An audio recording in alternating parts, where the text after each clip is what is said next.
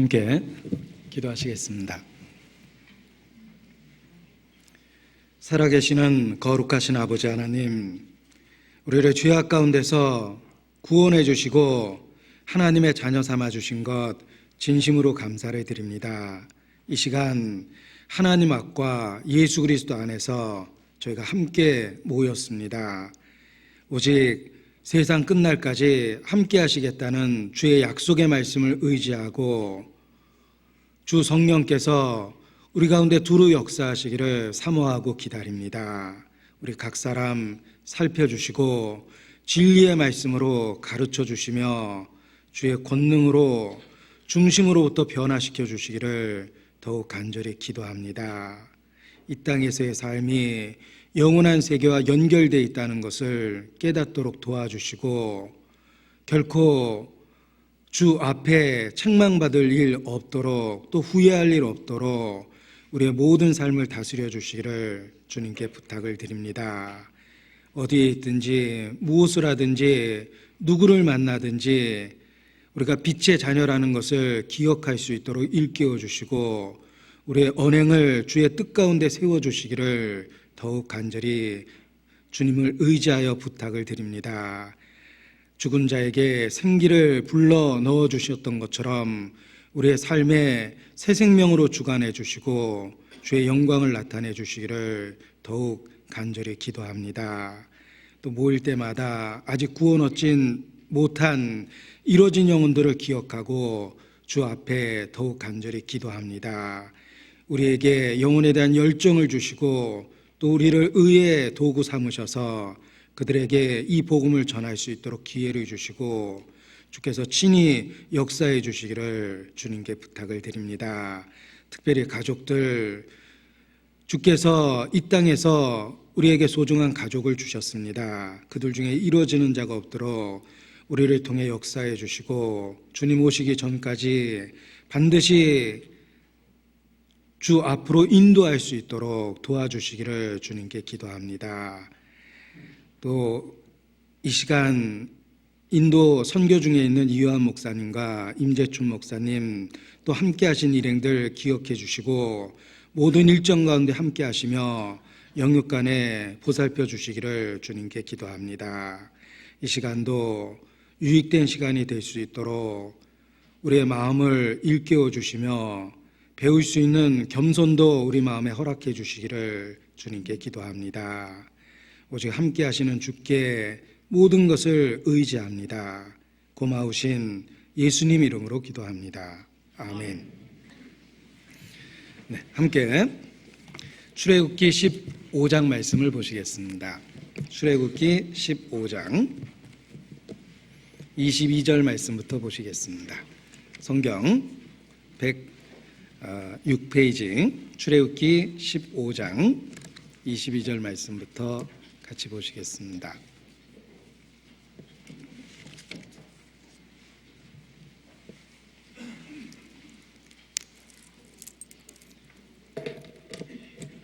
제가 읽어드리겠습니다. 모세가 홍해에서 이스라엘을 인도하며 그들이 나와서 수루 광야로 들어가서 거기서 사흘길을 행하였으나 물을 얻지 못하고 마라에 이르렀더니 그곳 물이 써서 마시지 못하겠으므로 그 이름을 마라라 하였더라. 백성이 모세를 대하여 원망하여 가로되 우리가 무엇을 마실까 하매 모세가 여호와께 부르짖었더니 여호와께서 그에게 한 나무를 지시하시니 그가 물에 던짐에 물이 달아졌더라. 거기서 여호와께서 그들을 위하여 법도와 율례를 정하시고 그들을 시험하실세. 26절 27절은 함께 읽겠습니다. 가라스되 너희가 너희 하나님 나 여호와의 말을 청종하고 나의 보기에 의를 행하며 내 계명에 귀를 기울이며 내 모든 규례를 지키면 내가 애굽 사람에게 내린 모든 질병의 하나도 너희에게 내리지 아니하리니 나는 너희를 치료하는 여호와임이니라. 그들이 엘림에 이르니 거기 물샘 12과 종려 70주가 있는지라. 거기서 그들이 그 물 곁에 장막을 치니라. 어린아이가 아버지를 알아가는 것은 어떤 과정적인 단계가 있습니다. 아주 어렸을 때는 아버지라는 것조차도 알지 못합니다. 아기였을 때는 낯선 사람이 정기적으로 나타나서 자기를 껴안고 상당히 좋아하는구나 정도 느낄 수도 있을 겁니다. 그런데 조금 성장해 보면 그 사람이 아빠라는 사람이구나 라는 것을 알게 됩니다. 그리고 더 성장해 보면 그 아빠의 이름을 알게 됩니다. 우리 아버지 이름은 무엇입니다 라고 이야기할 수도 있습니다. 그리고 더욱 성장하면서 그 아버지가 직업이 무엇인지 성격이 무엇인지도 경험적으로 알게 됩니다. 그리고 성장기를 거쳐서 아버지와 더 깊은 사랑의 관계를 갖게 되고 사귐을 갖게 됩니다. 그래서 평생 아버지에 대해서 더욱더 알아가게 됩니다. 출생과 동시에 아버지에 대해서 모든 것을 아는 것은 아닙니다. 이와 마찬가지로 우리가 구원받은 이후에 하나님 아버지에 대한 지식도 점진적으로 성장해 가는 것이라고 말할 수 있습니다. 유아가 아빠의 존재를 어렴풋이 느끼는 것처럼 우리 가운데 신앙이 어릴 때 하나님에 대해서 그런 관념을 가질 수 있습니다. 그러나 성장의 과정을 겪으면서 경험적으로 아버지 하나님에 대해서 좀 더 깊게 구체적으로 깨닫기 시작합니다. 우리의 신앙은 그 관계와 사귐에 있어서 점진적으로 더 깊어지는 것이다 라고 말할 수 있습니다. 아마도 추억해 보면 아버지의 이름을 정확하게 안 것도 꽤 성장한 이후였을 겁니다. 어렸을 때는 아버지 이름이 아빠인 줄 안다. 사실 그렇게 생각하는 아이들도 있습니다.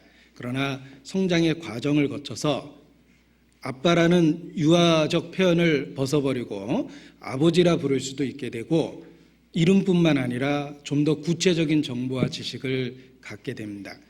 자, 이와 마찬가지로 하나님 아버지에 대한 지식은 점진적이고 성장이라는 과정을 겪게 돼 있습니다.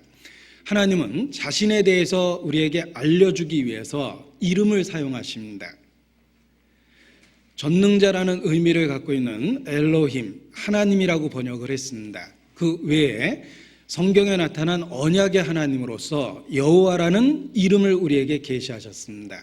그 이름은 하나님의 속성, 하나님의 사역을 우리에게 가르쳐 줍니다. 이름을 통해서 하나님이 어떤 분이시며 우리에게 어떤 일을 하시는지를 구체적으로 계시한다라고 말할 수 있습니다. 이스라엘도 그 성장의 과정을 통해서 엘로힘, 하나님을 알고 그 이후에 여호와 하나님을 경험적으로 알게 됩니다. 지금 읽은 본문 표시하시고 출애굽기 6장 3절 말씀을 보시겠습니다. 바로 옆에 있으니까 찾겠습니다. 출애굽기 6장 3절 같이 읽죠. 내가 아브라함과 이삭과 야곱에게 전능의 하나님으로 나타났으나 나의 이름을 여호와로는 그들에게 알리지 아니하였고, 어떤 계시의 과정이 있다는 것입니다. 능력의 하나님 속에서 이제 언약의 하나님, 그 구체적인 속성을 이해할 수 있는 여호와 하나님을 알게 됩니다. 하나님은 자기 자신을 계시하기 위해서 이름을 사용하신 것입니다. 그리고 특별히 성경에는 여호와라는 이름에 다른 단어를 복합해서 하나님이 하시는 일을 우리에게 구체적으로 가르쳐 주셨습니다. 그래서 이미 기회가 되는 대로 배웠는데 여호와 니시, 승리케 하시는 하나님, 여호와의 깃발이라는 의미입니다.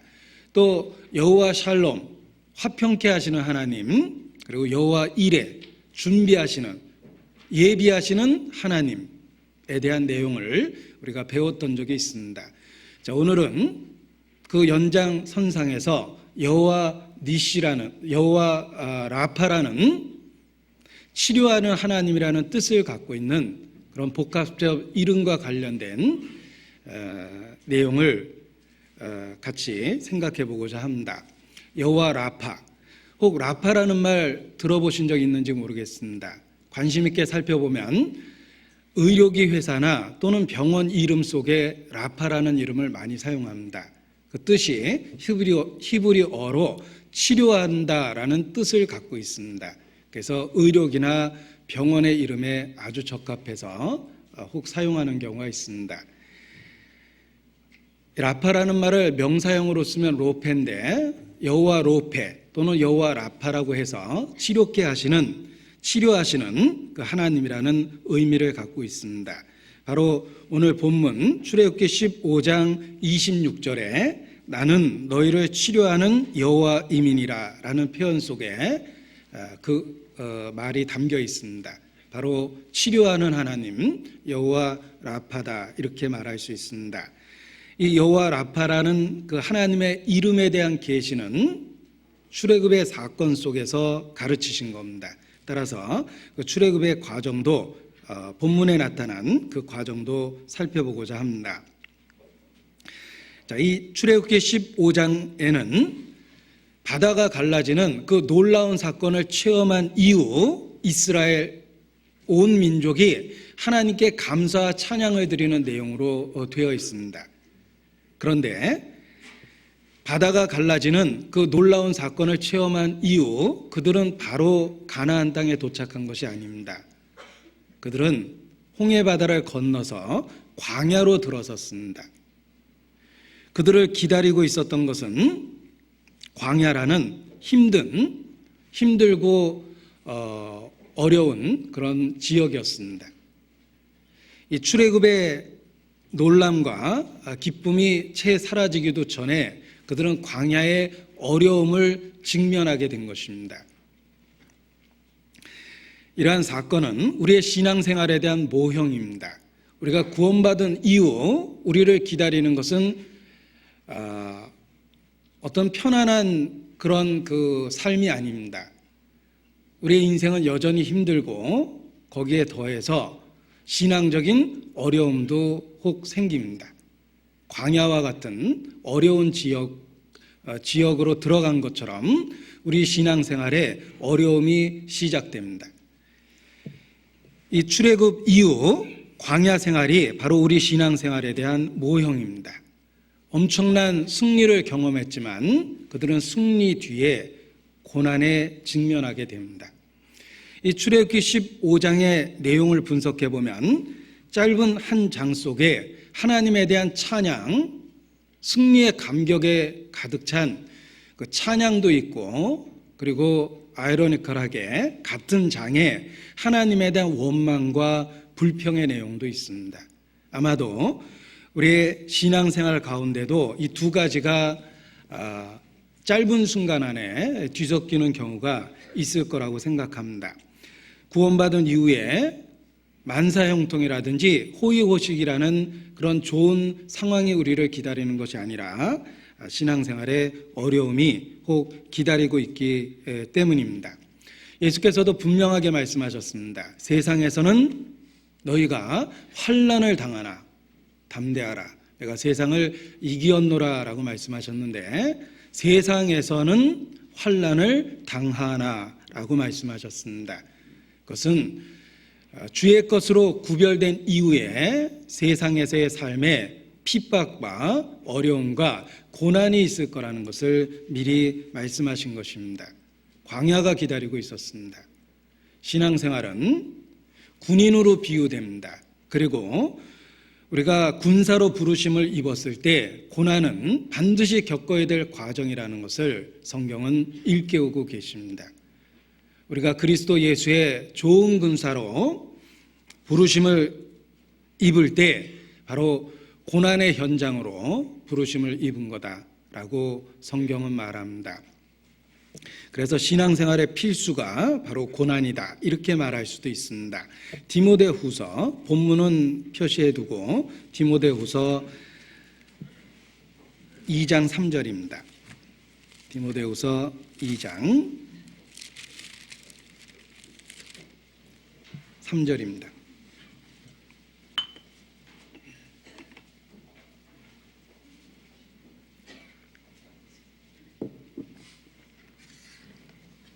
같이 읽겠습니다. 내가 그리스도 예수의 좋은 군사로 나와 함께 고난을 받을지니. 우리가 군사로 부르심을 입었다라고 비유적으로 표현했고, 군인에게 고난이 있는 것처럼 우리의 신앙생활이 고난과 함께하는 것이라는 것을 일깨우십니다. 디모데후서 4장 5절입니다. 제가 읽겠습니다. 그러나 너는 모든 일에 근신하여 고난을 받으며 전도인의 일을 하며 내 직무를 다하라. 전도의 현장 속에 고난이 따를 수밖에 없습니다. 우리가 그리스도를 따르는 그 길이 바로 십자가를 지고 따라가는 길이라고 말할 수 있습니다. 한 유명한 발레리나가 정상에 오른 비결로서 고난을 피하려고 하면, 고통을 피하려고 하면 발레리나가 될 수 없다. 발레리나는 평생 고통을 친구로 삼아 지내야 된다. 이렇게 자신의 정상에 오른 그 비결을 표현했습니다. 자기가 하고자 하는 일을 위해서 고통은 필수였다. 고통을 피하려고 했다면 결코 발레리나가 될 수 없었다. 이렇게 말한 것입니다. 세상에서 자기가 하고 싶은 일을 하기 위해서라도 고통과 고난을 감수합니다. 하물며 우리가 구원받은 이후에 전도의 현장에서 또 주님을 따라가는 그 길에서 고난이 있는 것은 당연한 겁니다. 고난은 우리의 삶에, 이 땅에서의 삶에 계속되는 것이다. 이렇게 말씀드릴 수 있습니다. 왜냐하면 이 땅에서의 삶이 광야와 같고, 광야는 어려움과 고통을 만들어냅니다. 우리 신앙생활이 그렇습니다. 신앙으로 인한 환난과 어려움을 우리는 겪으면서 살 수밖에 없습니다. 그런데 놀라운 것은 하나님께서 그 고난도 은혜라고 표현하셨습니다. 우리를 구원해 주신 것만 은혜가 아니요, 고난에 참여케 하는 것도 또 하나의 주신 은혜라고 성경은 말합니다. 빌립보서 1장 29절입니다. 빌립보서 1장 29절.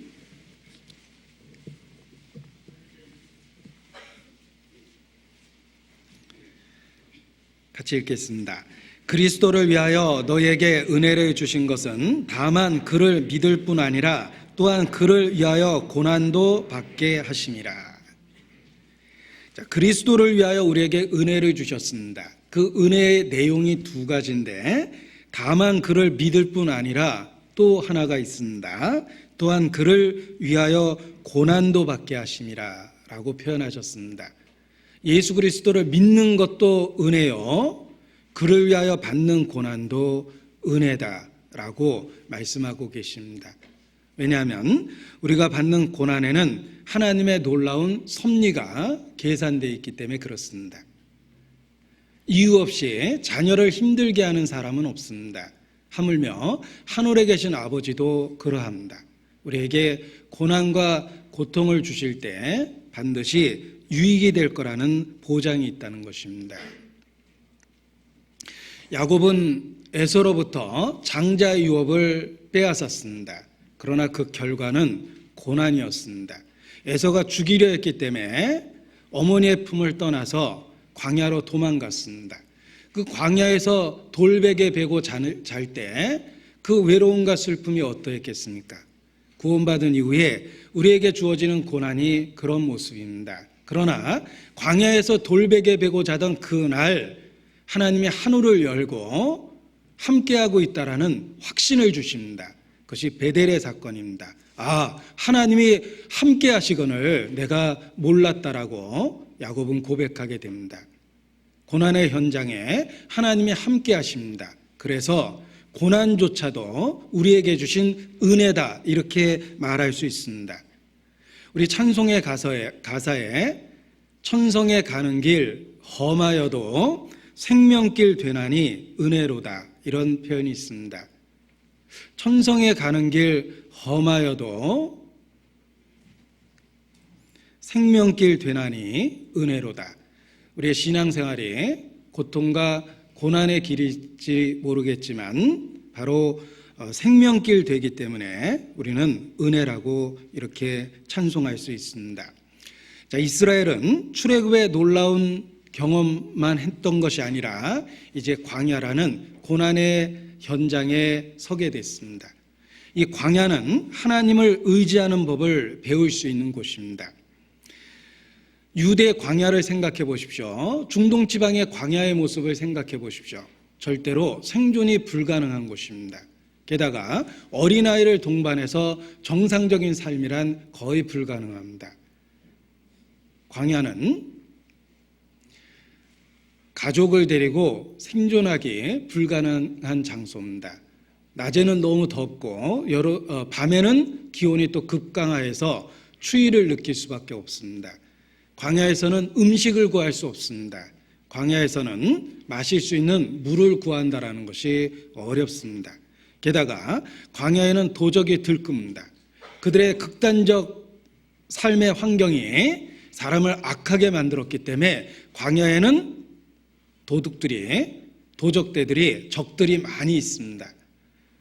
이스라엘이 그 광야에서 40년을 생존했다는 것은 기적입니다.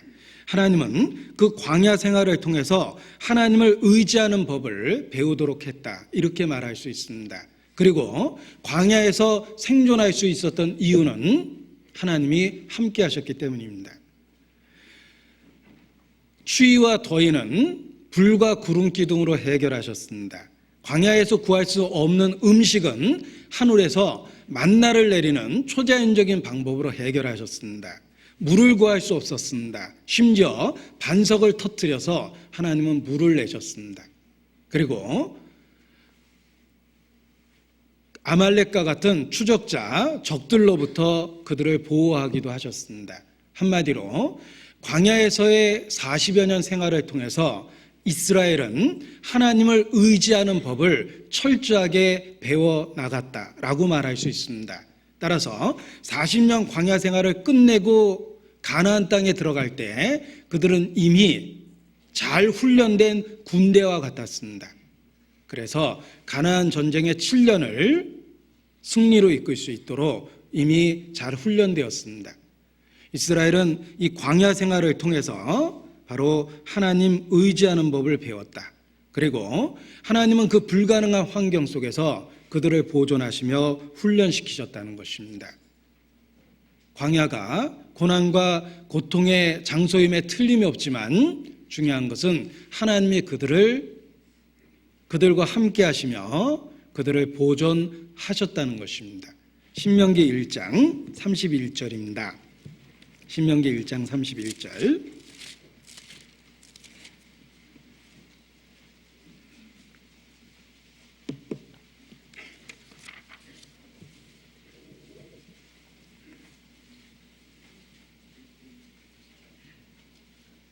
신명기 1장 31절 같이 읽겠습니다.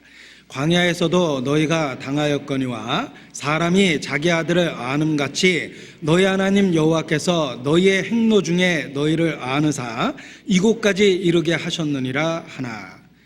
이 광야 생활을 회고하면서 너희를 아느사 이곳까지 이르게 하셨다라고 표현하셨습니다. 광야라는 극한 상황 속에서 이스라엘이 40년 이상 생존할 수 있었던 것이 하나님이 안고 계셨다라는 것입니다. 우리는 가끔 우리의 어린 시절 어려웠던 시기를 이야기합니다. 그 어려웠던 시기에 어렸을 때 고생한 이야기를 합니다. 그러나 잘 생각해 보면 우리가 어린 시절 어렵게 살았던 이야기를 할 때 부모의 공로라는 것을 잊어서는 안 됩니다. 부모가 그 어려운 시절에 우리를 키워냈다는 것입니다. 우리도 그 어린 시절을 겪으면서 힘들다라고 얘기하지만 진짜 힘들었던 것은 그 어린 시절 자녀를 키워낸 부모입니다. 마찬가지로 이스라엘은 광야를 힘들고 어렵게 통과했다라고 말할 겁니다. 그러나 하나님은 그들을 안고 이곳까지 이르게 하셨다라고 표현하셨습니다. 그 극한 상황에서 그들을 생존케 한 것은 하나님 자신의 능력이었던 겁니다. 이스라엘은 그것을 광야라는 환경 속에서 경험적으로 배운 겁니다. 하나님만 의지할 수밖에 없는 그곳에서 하나님만 의지하는 믿음의 내용을 체험적으로 배워나갔다, 이렇게 말씀드릴 수 있습니다. 그리고 그 40여 년의 광야 생활을 통해서 그들은 자기 자신의 실체, 자기 자신의 한계, 자기의 죄성에 대한 철저한 깨달음을 가질 수밖에 없었습니다. 그들은 연속적으로 범죄했고 연속적으로 불평합니다. 그러나 하나님은 그 가운데서도 그들을 보존하시고 그들을 마침내 가나안 땅으로 이끄셨습니다. 광야는 시험의 장소였습니다. 이스라엘로 하여금 자기의 실체를 철저하게 깨닫게 하고 얼마나 연약하고 악한 존재인지를 스스로 발견할 수밖에 없었습니다. 광야라는 극한 환경 속에서 그들은 자신들의 어리석음이나 연약함이나 죄에 대한 철저한 깨달음을 갖게 되었다. 그리고 반면에 하나님이 얼마나 오래 참으셨고 하나님께서 얼마나 그들을 능력 가운데 지키셨는지를 광야 생활을 통해서 체험적으로 알게 되었다라고 말할 수 있습니다. 우리의 신앙 생활을 광야와 같다라고 말씀을 드렸습니다. 마찬가지입니다. 우리는 광야와 같은 이 세상에서의 신앙을 지키는 삶을 살고 있습니다. 이 광야에서 하나님만 의지하는 법을 매일 배웁니다. 또 이 신앙의 현장에서 자기가 얼마나 생각보다 악하고 보잘것없고 약하고 잘 흔들리는지 자기 자신에 대한 실체를 더욱 체험적으로 깨닫게 됩니다. 우리는 신앙생활의 현장에서 자기의 연약함을 경험적으로 깨닫게 됩니다. 그리고 이러한 우리를 보존하시는 하나님의 인내와 사랑에 대해서 더 깨닫고 하나님께만 영광을 드리게 됩니다.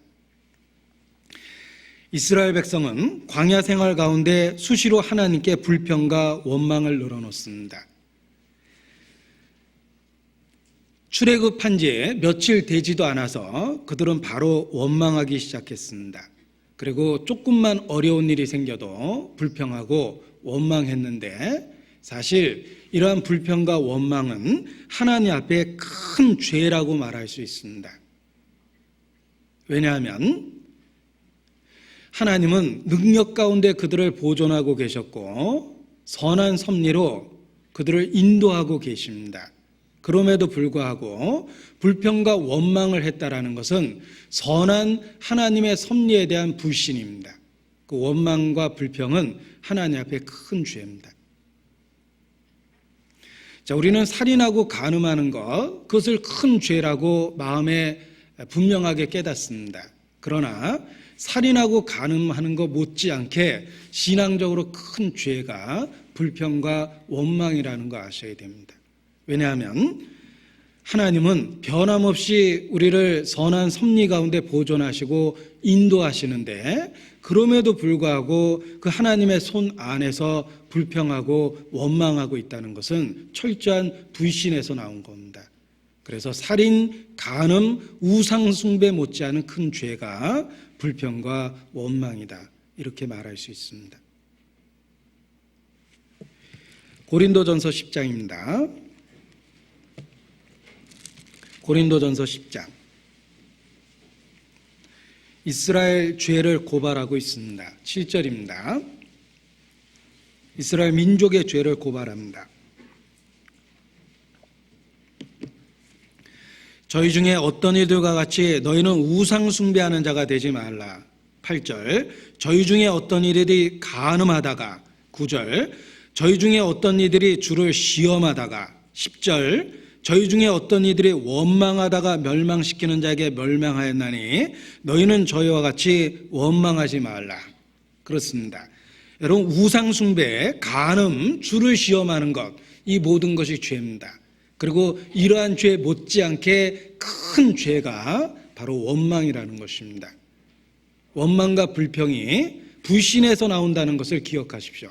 그것이 살인죄나 우상숭배나 간음죄 못지않게 하나님 앞에 큰 죄라는 것도 알아야 됩니다. 비록 우리가 광야에 있지만 하나님은 우리를 선한 섭리로 보호하시며 인도하고 계십니다. 그 하나님의 품 안에서 하나님을 원망하는 것은 불신의 극치입니다. 시편 106편입니다. 시편 106편.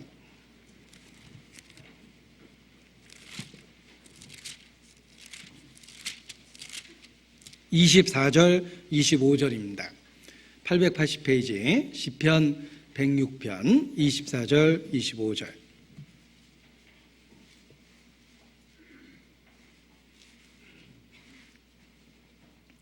함께 읽겠습니다.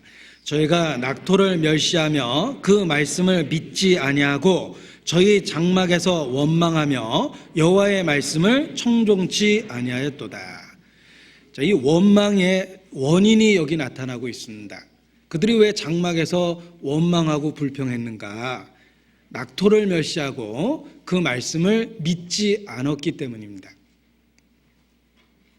외적 증상은 원망입니다. 그러나 그 원인은 아주 치명적입니다.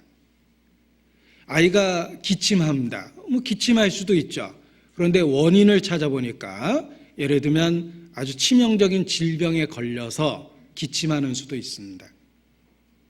증상은 단순해 보이지만 원인이 치명적인 질병의 결과일 수도 있듯이 증상이 불평처럼 보이고 사소한 일에 대한 원망처럼 보이지만 그 원인을 조사해 보면 낙토를 멸시하고 말씀을 믿지 않았기 때문에 그러한 불평과 원망이 쏟아져 나온 것이다.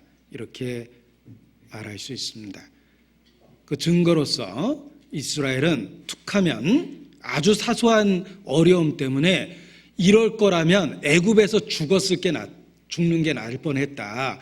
애굽의 종살이가 훨씬 날 뻔했다. 우리를 왜 이 광야로 끌어들여서 이 고생을 시키냐라고 표현하기도 했습니다. 무슨 뜻입니까?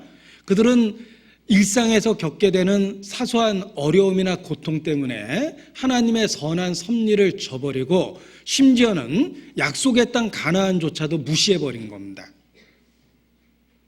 그들은 일상에서 겪는 일시적 어려움 때문에 출애굽 자체를 원망한 겁니다.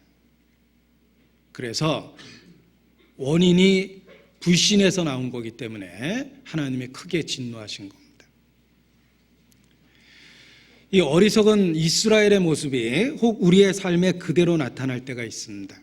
우리도 일상에서 겪게 되는 일시적인 어려움 때문에 하나님의 놀라운 은혜에 대해서 불신을 표명하고 심지어는 구원받은 것 자체에 대한 후회를 표현하고 심지어는 천국의 약속을 무슨 의미가 있겠느냐라고 표현하기도 합니다. 이스라엘의 그 원망은 그 원인이 불신에서 시작했기 때문에 큰 죄가 되었던 것처럼 우리도 불행하게도 그런 잘못을 저지를 수 있다는 겁니다. 일시적이고 일상적인 어려움 때문에 출애굽 자체에 대해서 원망했던 것처럼 내세에 대한 소망 또한 구원에 대한 섭리 같은 것들 그런 소중한 것들을 일시적인 어려움 때문에 원망하고 불평한다면 동일한 죄를 짓는 것과 같다. 이렇게 말씀드릴 수 있습니다. 제가 아주 한 사람의 눈물겨운 그 후회에 대한 이야기를 읽었던 적이 있습니다. 아이가 엄마를 끝없이 귀찮게 했습니다. 그리고 아이 때문에 손이 많이 갔습니다. 그래가지고 너무너무 짜증이 났어요. 그래서 자기를 귀찮게 하는 아이를 이렇게 모질게 탁 치면서 거친 말로 왜 이렇게 사람을 성가시게 하는 거냐, 이럴 거라면 정말 혼자 사는 게 좋겠다라는 말을 쏟아냈습니다. 그런데 불행하게도 며칠 있다가 아이가 죽었답니다. 그리고 정말 자기 말처럼 혼자 남았습니다. 그리고 아이가 죽은 이후에 자기가 했던 말이 평생에 기억나서 큰 슬픔과 고통 속에서 살게 됐다라는 고백이 있습니다. 일상의 어려움, 일시적인 힘든 것 때문에 하나님이 주신 축복이 무엇인지를 잊어버렸던 겁니다. 그보다 더 어리석은 것은 광야에서의 이스라엘의 원망입니다. 그들은 틀림없이 일시적인 어려움을 당했습니다. 그런데 출애굽 자체를 후회하고 낙토를 멸시하고 말씀을 믿지 않았습니다. 그래서 하나님께서 진노하실 수밖에 없었던 것입니다. 출애굽기 15장입니다. 출애굽기 15장 24절입니다. 백성이 모세를 대하여 원망하여 가로되. 자, 얼핏 보면 표면상으로는 하나님에 대해서 원망한 게 아니라 모세를 대하여 원망했다라고 되어 있습니다. 감히 하나님에 대한 원망한다는 표현은 못 썼겠죠. 그러나 사실 모세에 대한 원망이 곧 하나님에 대한 원망입니다. 모세는 그것을 분명하게 인식했습니다. 그래서 16장 7절 뒷부분에 보면 이렇게 되어 있습니다. 16장 7절 우리가 누구간데 너희가 우리를 대하여 원망하느냐. 8절 뒷부분입니다. 우리가 누구냐. 너희의 원망은 우리를 향하여 함이 아니요 여호와를 향하여 함이로다 라고 표현했습니다. 자, 모세는 얼핏 표면상으로 자기를 원망하는 것처럼 보였지만 실제적으로는 그들이 하나님 자신을 원망하고 있다는 것을 금방 눈치챈 겁니다. 지금도 그렇습니다. 우리의 교묘한 악한 마음은 감히 하나님에 대한 회방은 하지 못합니다. 그러나 하나님이 하시는 일이나 하나님이 사용하는 사람이나 도구에 대해서는 쉽게 불평과 원망과 날카로운 비평을 쏟아놓습니다. 그런데 그 이면을 들여다보면 사실은 하나님 자신에 대한 비방입니다.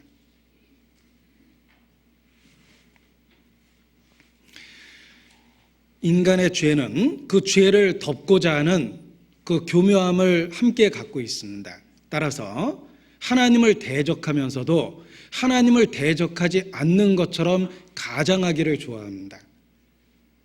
이스라엘은 분명히 금송아지를 숭배했습니다. 그러나 겉으로는 가장하기를 좋아하기 때문에 우리가 하나님을 버리고 금송아지를 믿는다고 생각한 것이 아닙니다. 금송아지가 애굽에서 인도해낸 그 신 여호와다 이런 식으로 생각을 했습니다. 자기들의 죄를 교묘하게 위장한 겁니다. 인간은 죄를 짓고 그 죄를 숨기려 하는 본능이 있습니다. 그와 마찬가지로 하나님을 대적하면서도 그것을 숨기려는 본능이 있습니다. 우상 숭배하면서도 그 금송아지를 하나님이라는 이름으로 부르고 하나님을 섬기는 의식으로 금송아지를 섬겼습니다. 하나님을 원망하면서 그것을 감추기 위해서 하나님의 도구인 모세를 원망했습니다. 그러나 그들이 실제로 원망을 퍼부은 것은 하나님 자신이다 이렇게 말할 수 있습니다. 지금도 그렇습니다. 감히 하나님을 대적한다라는 표현은 쓰지 않습니다. 죄를 감추려는 의도 때문에 그렇습니다. 매국노도 나라를 팔아먹으면서 나라를 위해서 한 결정이다라고 말을 합니다. 자기의 이권을 위해서 잘못된 정책을 수립하면서도 나라를 위해서 한 일이라고 스스로에게 변명합니다. 이와 마찬가지로 실제로는 하나님을 대적합니다. 그런데 감히 그렇게 표현할 수는 없으니까 하나님이 하시는 일, 하나님이 쓰시는 사람, 하나님이 쓰시는 도구와 수단에 대한 비평을 늘어놓습니다. 이 시대도 그렇습니다. 교회에 대해서, 일꾼에 대해서 날카로운 비평을 늘어놓는 것은 그 이면을 뒤집어 보면 사실은 하나님에 대한 원망과 불평입니다. 그러면서도 그 죄를 교묘히 감추고 있는 것이다 이렇게 말할 수 있습니다. 이스라엘은 자신들의 악함을 그 환경을 통해서 그대로 드러내게 된 것입니다. 그런데 그들이 원망했던 상황을 살펴보면 사실 인간적으로는 이해해 볼 수도 있습니다. 왜냐하면 그들은 정말 광야의 어려운 길을 걸었기 때문에 그렇습니다. 하루가 아니고 하루는 그래도 참을만 했을 겁니다.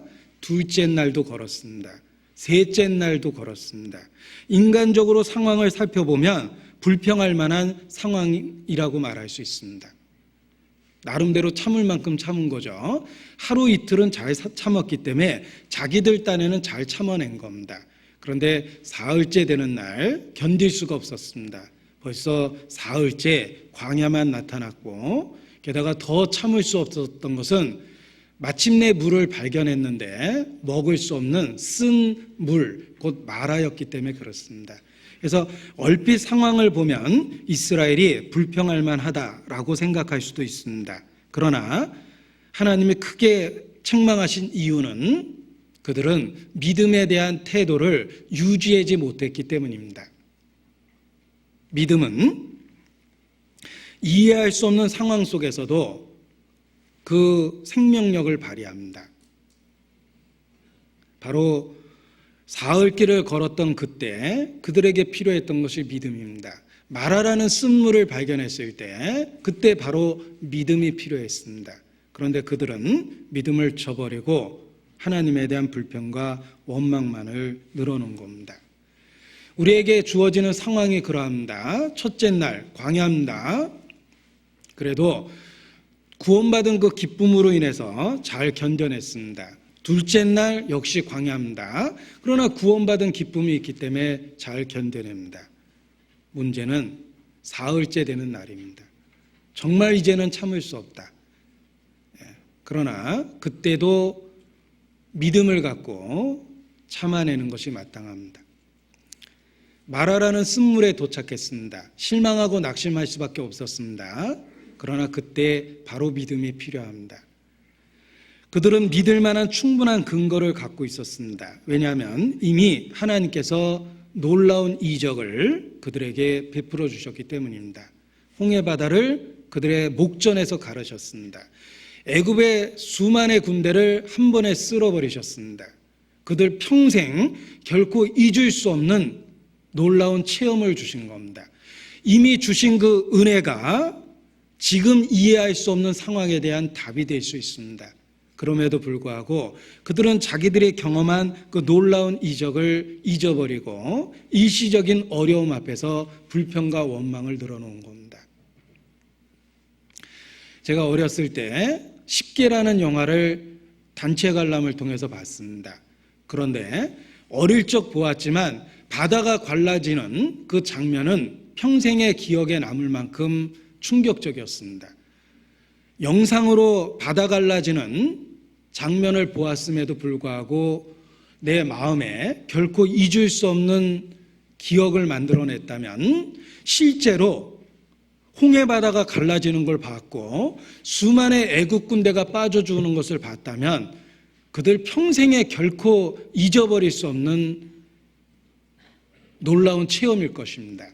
그럼에도 불구하고 사흘의 광야의 어려움 앞에서 그들이 하나님을 원망했다는 것은 하나님 보기에 큰 불신의 죄입니다. 하나님은 이미 그들에게 충분한 증거를 주셨습니다. 하나님이 능력이 있고 하나님이 그들에 대한 계획을 갖고 계시며 그들을 보호하시고 있다라는 충분한 증거가 갈라진 홍해바다라고 말할 수 있습니다. 그럼에도 불구하고 그들은 일시적인 어려움 앞에서 하나님에 대한 믿음을 포기했던 겁니다. 그래서 책망받고 징계받았던 것입니다. 우리도 그렇습니다. 우리도 우리의 삶 속에서 홍해바다가 갈라진 것보다 더 놀라운 기적을 목도했습니다. 그것이 무엇입니까? 십자가입니다. 하나님께서 우리가 연약할 때, 우리가 죄인 되었을 때, 우리가 하나님과 원수 되었을 때 경건치 않은 자를 위하여 독생자를 내어 주심으로 우리를 의롭다 하셨고 우리의 모든 죄를 용서하셨습니다. 우리에게 거룩함을 주셨습니다. 그 십자가가 우리에게 확실한 증거로 제시되어 있습니다. 우리는 물리적인 기적, 홍해바다가 갈라진 것보다 더 놀라운 체험을 갖고 있습니다. 그것이 십자가에 의한 구원입니다. 하나님의 능력을 체험하는 것보다 더 놀라운 일이 있습니다. 그것은 하나님의 은혜를 체험하는 것입니다. 우리는 하나님의 은혜를 체험했습니다. 상상할 수도 없고 바랄 수도 없는 놀라운 은혜를 체험했습니다. 그것이 십자가로 주신 구원입니다. 이러한 하나님의 은혜에 대한 체험은 이스라엘이 경험한 하나님의 능력에 대한 체험보다 더 놀라운 거라고 말할 수 있습니다. 창조주가 바다를 가르는 일은 창조주에게 있어서는 사소한 일입니다. 그러나 우리를 구원하신 그 은혜는 창세로부터 준비돼서 수천 년 동안 구속의 역사를 통해서 준비되고 완성됐고 독생자의 피로서 이루어진 것입니다. 우리에게 이미 주신 은혜가 놀랍습니다.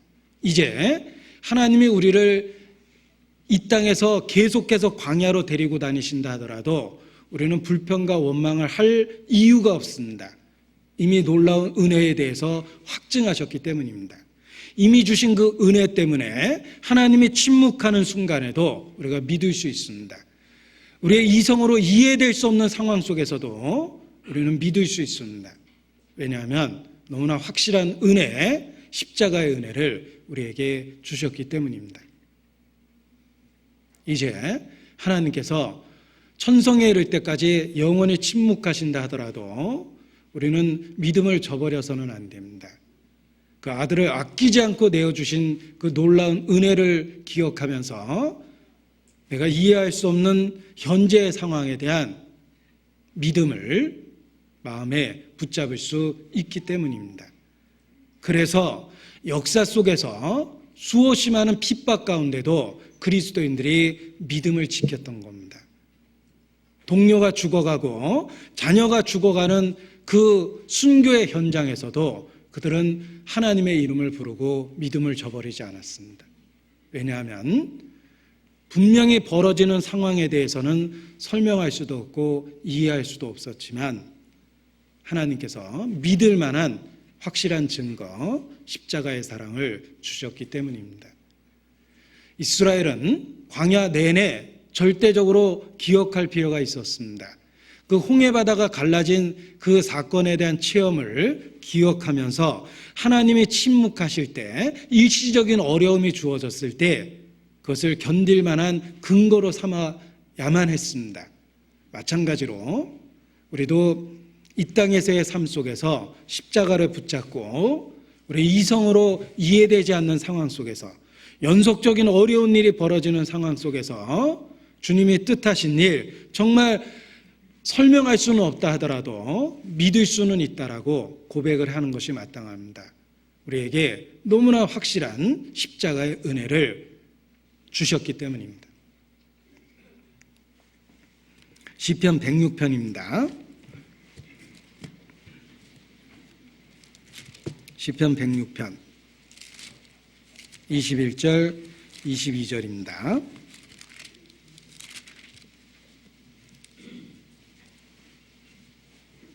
880페이지입니다.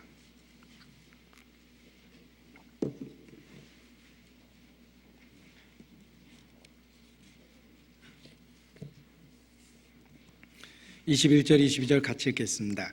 애굽에서 큰 일을 행하신 그 구원자 하나님을 저희가 잊었나니 그는 함 땅에서 기사와 홍해에서 놀랄 일을 행하신 자로다. 자, 이것을 확실하게 기억해야 됐을 때, 기억해야만 했을 때, 현재의 어려움이 주어지는 상황 속에서 이것을 해야만 했습니다. 첫째 날 광야를 걸었을 때 기억해야 했고, 둘째 날 또 광야를 걸었을 때 기억해야 했고, 사흘째 광야를 걸었을 때 이 사실을 기억해야만 했습니다. 그리고 마라라는 쓴물에 도착해서 낙심하였을 때도 이 사건을 기억했다면 하나님에 대한 원망을 쏟아놓지는 않았을 겁니다. 그러나 불행하게도 그들은 하나님께서 행하신 그 큰 일을 잊어버렸습니다. 그래서 불평과 원망을 쏟아놓은 것입니다. 우리가 평생에 광야와 같은 이 땅에서의 삶을 살아가면서 우리에게 이미 주신 십자가의 은혜를 붙잡고 그것을 기억해야만 합니다. 그래야만 광야에서 원망과 불평 없이 계속해서 걸을 수 있습니다. 자, 이스라엘이 광야 사흘길을 걸었고 마라에 도착해서 원망했다라는 것이 상황적으로는 그럴만하다라고 말씀을 드렸습니다. 왜냐하면 그들이 인간의 한계까지 도달했기 때문입니다. 3일을 물 없이 걸었습니다. 게다가 마침내 발견한 그 물은 먹을 수 없는 쓴 물이었습니다. 그래서 그동안에 고생한 거, 또 쓴 물을 보고 낙심한 것을 생각해 보면 그들은 원망할 만합니다. 그러나 이것은 극히 인간적인 표현이고 바로 그때 믿음이 필요했다, 이렇게 말할 수 있습니다. 바로 그때 믿음이 필요합니다. 믿음 없는 사람도 하루는 잘 버팁니다. 이틀 나름대로 참을 수 있습니다. 3일도 견딜 수 있습니다. 믿음 없는 사람도 나름대로 참아낼 수 있다는 거예요. 하물며 확실한 하나님의 은혜를 체험한 성도로서 그 이상의 것을 참아내는 것이 필요합니다. 그래서 믿음이 그때 필요했다, 이렇게 말씀을 드리는 겁니다. 우리가 춘향전의 이야기를 할 때 고전이지만 많은 사람에게 감동을 주는 이야기가 들어있습니다. 퇴기, 월매의 딸 춘향, 하층계급입니다. 그가 본관 사또의 아들 이몽룡과 사랑에 빠집니다. 거기까지만 우리가 봤다면 춘향이를 욕할 수밖에 없습니다. 신분 상승을 위해서 이몽룡을 이용해 먹고 있다, 뭐 이렇게 생각을 하겠죠. 그러나 춘향이가 그 마음에 이몽룡에 대한 올바른 사랑을 증거한 것은 바로 변사또의 수청을 거부했기 때문입니다. 그리고 더더욱 춘향에게도 위기가 있었습니다. 그래도 변사또의 수청을 거절했을 때는 이몽룡이 돌아올 거라는 기대감을 가졌기 때문에 잘 견뎌낼 수도 있었을 겁니다. 그런데 정말 위기가 찾아왔습니다. 기다리고 기다렸던 이몽룡이 나타났는데 거지 모습으로 나타났다는 거예요. 그때가 춘향에게는 제일 위기의 때였을 겁니다. 그러나 춘향은 정말 이몽룡을 사랑했기 때문에 거지가 된 이몽룡에 대한 사랑을 동일하게 표현합니다. 그래서 마침내 이몽룡이 과거에 급제하고 암행어사했다는 것이 드러났을 때 사람들이 춘향이를 욕할 수가 없었던 겁니다. 왜냐하면 그의 이몽룡에 대한 사랑이 진실하다는 것을 모든 사람이 알았기 때문입니다. 자, 춘향이에게 위기는 이몽룡이 나타났을 때입니다. 거지가 돼서. 그때가 진짜 위기였겠죠? 그러나 마음에 품고 있는 진정한 사랑이 그 위기를 견뎌내게 했던 겁니다.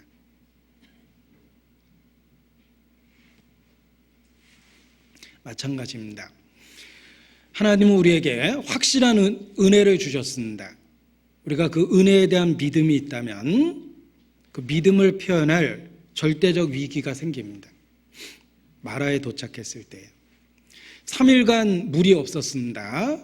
그리고 물을 발견했을 때 얼마나 기뻤겠습니까? 그러나 그 결과가 너무나도 실망스러웠을 때, 그때가 위기입니다. 그때 진짜 믿음이 필요한 때입니다. 어려움을 누구든지 견뎌낼 수 있지만 그 어려움에 어려움이 더해질 때가 믿음이 필요한 때입니다. 어려움을 견뎌내고 해결책이 주어졌을 때 그 해결책이 우리를 실망시킬 때, 그때 믿음이 필요합니다.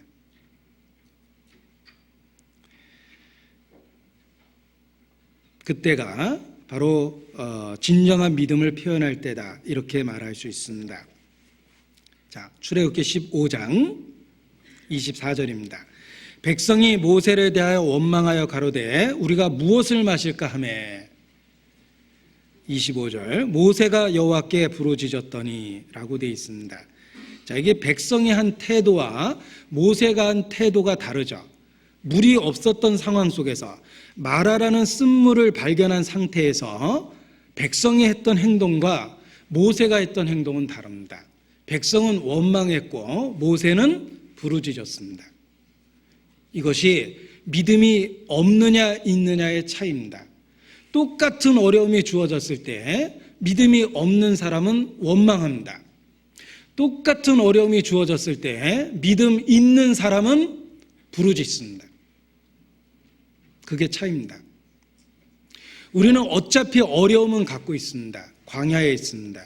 사흘 길을 물 없이 걸어야 될 때가 많습니다. 마라라는 쓴물, 해답이 되지 않는 해결책을 볼 때도 있습니다. 그때가 원망할 때가 아니라 부르짖어야 될 때입니다. 모세는 믿음의 사람이기 때문에 그때 부르짖었습니다. 진정한 믿음은 고난을 당할 때 부르짖게 만듭니다. 이 부르짖는다라는 말이 상당히 교훈적입니다. 그냥 기도했다가 아니죠. 그냥 기도했다가 아니라 간절하게 하나님께 기도했다라는 것이 부르짖었다라는 표현을 통해서 나타납니다. 우리의 삶의 어려움은 우리를 부르짖게 만드는 원인이 되는 거지 원망의 원인이 돼서는 안 됩니다.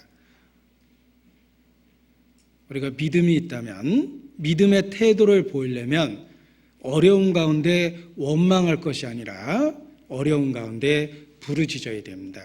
그것이 우리가 선택해야 될 올바른 믿음의 태도다, 이렇게 말할 수 있습니다. 우리는 고난을 통해서 기도를 배우고 극한 고난을 통해서 간절하게 기도하는 법을 배웁니다. 배부르고 편안한 상태에서의 기도는 형식적이 됩니다. 그러나 고난은 우리의 기도를 간절하게 하고 진실되게 합니다. 부르짖게 합니다. 우리는 어려움을 통해서 인생의 고난, 신앙의 핍박과 고통을 통해서 기도하는 법을 배우는 거다, 이렇게 말씀드릴 수 있습니다. 시편 107편입니다. 시편 107편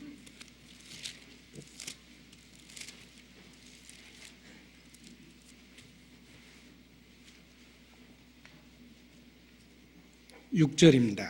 제가 반복되는 구절을 읽어보겠습니다. 시편 107편 6절. 이에 저희가 그 근심 중에 여호와께 부르짖음에 그 고통에서 건지시고, 13절. 이에 저희가 그 근심 중에 여호와께 부르짖음에 그 고통에서 구원하시되, 19절. 이에 저희가 그 근심 중에서 여호와께 부르짖음에 그 고통에서 구원하시되, 28절. 이에 저희가 그 근심 중에서 여호와께 부르짖음에 그 고통에서 인도하여 내시고. 자, 저는 이 반복되는 표현 속에서 정말 은혜를 느꼈습니다. 왜냐하면 광야가 우리에게 일회적인 고통을 주는 것이 아니라 반복적인 고통을 줍니다. 우리의 인생이 그러합니다. 우리의 신앙생활이 그러합니다. 내가 육체를 갖고 살아가는 이 땅에서의 삶이 반복적인 어려움을 줍니다. 결코 우리의 고난은 일회적이 아닙니다. 반복적입니다. 그런데 이 시편 107편을 읽어보니까 그 반복적인 여러 어려움 앞에서 해결책은 동일했습니다. 이스라엘은 그저 부르짖었습니다. 그리고 하나님은 그 부르짖음에 응답하시며 그때마다 다양한 경우에 다양한 방법으로 그들을 건져내셨습니다. 우리의 인생의 고통은 여러 가지로 반복해서 찾아옵니다. 그러나 우리에게 해결책이 있습니다. 부르짖으면 됩니다. 성경은 쉬지 말고 기도하라고 말씀하십니다. 율법으로 들립니까? 계명으로 들립니까? 의무로 들립니까? 크게 오해했습니다. 하나님 입장에서 바꿔 얘기해보죠. 쉬지 말고 기도하라는 말을 하나님 입장에서 바꿔 얘기하면 나는 너희를 한시라도 놓아두지 않고 늘 주목하고 바라보고 있다. 내가 어느 때 어느 곳에서 내게 부르짖든지 나는 들을 것이다 라는 뜻입니다. 그래서 그 계명 속에서 우리는 오히려 은혜를 느끼는 겁니다. 우리는 광야길에 있습니다. 틀림없이 어려움은 모양을 바꿔가면서 찾아옵니다. 때로는 물이 없는 것이고 때로는 마라와 같은 해결책 없는 상황일 겁니다. 그러나 우리가 그 문제를 해결할 수 있는 동일한 비결이 있습니다. 부르짖으면 됩니다. 우리에게는 함께 하시는 하나님이 있기 때문에 부르짖으면 됩니다. 하나님이 함께 하시고 있다는 시각적 증거가 광야에서 이스라엘에게 있었습니다. 불과 구름 기둥입니다. 그 초자연적인 불과 구름 기둥은 하나님께서 여전히 그들과 함께하고 있다는 뜻입니다. 물 없이 광야를 걸었던 첫째 날에도 불과 구름 기둥으로 걸었습니다. 둘째 날도 불과 구름 기둥 아래서 걸었습니다. 셋째 날도 불과 구름 기둥 아래서 걸었고, 마라의 쓴물에 도착했을 때도 불과 구름 기둥의 인도함을 받은 겁니다. 하나님은 여전히 그들과 함께 하십니다. 따라서 부르짖으면 답이 있습니다. 고난은 원망할 때가 아니라 부르짖어야 될 때입니다. 우리 신앙생활은 광야 같고 연속되는 고난이 있습니다. 결코 아무런 문제가 없을 거다라고 약속하지 않으셨습니다. 세상에서는 환난을 당할 것이나 말씀하셨습니다. 그러나 함께 하시겠다고 또 약속하셨습니다. 그 약속하신 것처럼 그 모든 고난에 대해서 해결책을 갖고 계십니다. 고난에 직면했을 때 우리가 해야 될 유일한 행동은 부르짖는 것입니다. 부르짖으면 즉각적으로 응답하십니다. 하나님은 기다렸다는 듯이 바로 응답하셨습니다. 하나님, 이 물이 써서 먹을 수가 없습니다 라고 부르짖었을 때 즉각적으로 응답하셨죠. 하나님이 한 나무를 지시하시니까 그걸 던지니까 물이 달아졌습니다. 하나님은 마치 기다렸다는 듯이 응답하십니다. 지금도 그렇습니다. 하나님은 우리가 당하고 있는 고난에 대해서 이미 해결책을 준비하고 계십니다. 그래서 고난에 직면하도록 이끄신 겁니다. 해결책이 있었기 때문에 고난을 허락하신 겁니다. 따라서 우리가 고난에 직면했을 때 우리가 바로 취해야 될 행동은 하나님께 부르짖는 것입니다. 그때 하나님이 지시하는 나무가 보입니다. 해결책이 있습니다. 시편 42편 5절입니다. 시편 42편 5절.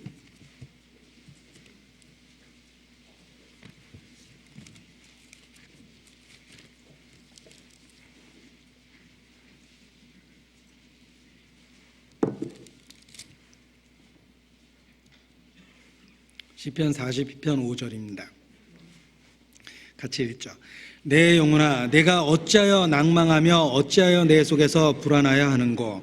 너는 하나님을 바라라. 그 얼굴의 도우심을 인하여 내가 오히려 찬송하리로다. 어찌하여 낭망하느냐? 하나님은 여전히 함께 계시고 해결책을 갖고 있다는 것입니다. 낭망할 때가 아니라 부르짖어야 될 때입니다. 찬송의 가사 속에 큰 위로를 받았던 적이 있습니다. 나에게 실망하고 내 자신 연약해 고통 속에 눈물 흘릴 때, 이 가사가 우리 삶 속에 딱 들어맞을 때가 있습니다.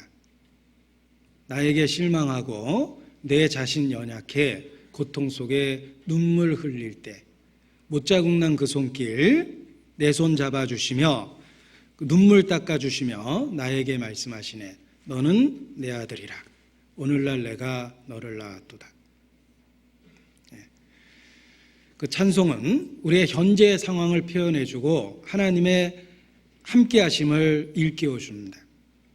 우리도 광야에서 우리 자신에게 실망하고 우리 자신의 연약함에 눈물을 흘릴 때가 있지만 못자국난 그 손 내 눈물 닦아주시며 나에게 말씀하시네. 너는 내 아들이라. 그렇습니다. 하나님은 우리를 아들과 같이 대우하시기 때문에 해결책을 갖고 기다리십니다. 구하라, 그리하면 주실 것이다. 환난 날에 나를 부르라. 내가 너를 건지리니 내가 나를 영화롭게 하리라. 우리에게 닥치는 어려움은 하나님의 은혜를 또 경험할 수 있는 기회가 될 뿐입니다. 내게 반복적인 어려움이 주어진다면 하나님의 은혜를 또 반복적으로 깨달을 수 있는 또 다른 기회가 되는 거다. 이렇게 말할 수 있습니다. 그래서 불확실한 미래 앞에 서서도 우리가 담대함을 갖는 겁니다.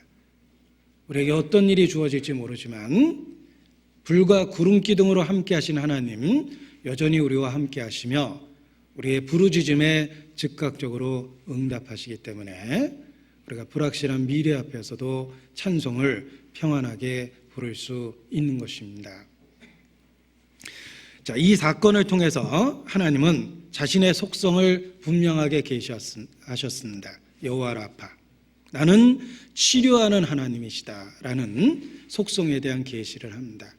이 마라의 쓴 물 사건을 통해서 그 문제를 해결하시는 하나님을 경험적으로 배울 수 있었던 것입니다. 이 치료하는 하나님이라는 교훈을 교실에서 가르친 것이 아니라 마라라는 그 현장에서 가르치셨기 때문에 경험적인 진리가 된 겁니다. 우리도 치료하는 하나님이라는 진리를 이론적으로 배울 수 있습니다. 그러나 우리의 삶의 고난의 현장에서 부르짖어 보면 경험적으로 깨닫게 됩니다.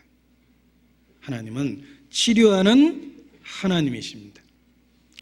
우리는 마라에 쓴 물 사건을 통해서 그 하나님의 속성에 대한 확실한 깨달음을 갖게 된다라고 말할 수 있습니다. 그래서 다윗의 고백처럼 고난당하는 것이 내게 유익이라, 내가 이로써 주의 율례를 배우게 되었나이다 라고 말할 수 있는 것입니다. 광야 같은 신앙생활, 물 없이 걸어야 되고 마라는 쓴물에 도착할 때도 있지만 이로 인해서 우리는 주의 율례를 경험적으로 배우게 됩니다. 정말 하나님은 치료하는 하나님이십니다. 우리의 고난에 대해서 해답을 갖고 계십니다. 여호와 라파입니다.